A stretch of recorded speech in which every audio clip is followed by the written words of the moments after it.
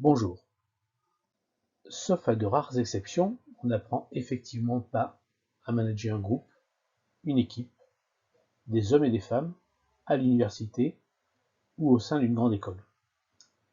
Et pourtant demain, vous devrez manager quand on vous a confié cette fonction. Alors oui, évidemment on apprend à manager par la pratique.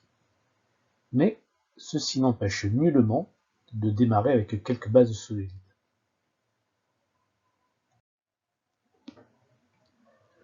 Alors, comment aborder cette fameuse première fois? Eh bien, c'est l'objet de cette formation qui s'adresse bien évidemment en priorité aux jeunes diplômés qui vont découvrir la vraie vie dans leur entreprise ou aux managers débutants qui, après avoir exercé d'abord comme expert dans un domaine, se voient promus à la tête d'une équipe plus ou moins importante. Au cours de cette formation, qui va se décomposer en 8 vidéos allant de 20 à 40 minutes, je vous propose de découvrir successivement les points suivants. D'abord, de comprendre et éventuellement de démystifier aux yeux de certains la fonction de manager. Ensuite, de nous attacher aux deux notions de management et de leadership. À quel moment doit-on être manager? À quel moment peut-on être leader?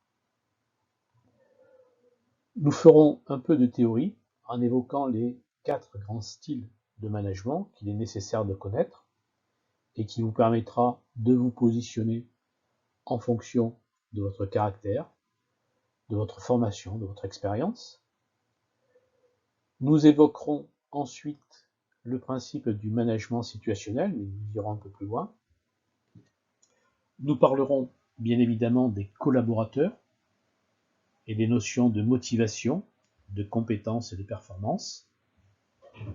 Nous ferons un zoom sur la prise de poste, la prise de fonction, c'est-à-dire ce qu'il faut faire entre le moment où on est désigné et les 3 premiers mois d'exercice de la fonction de manager.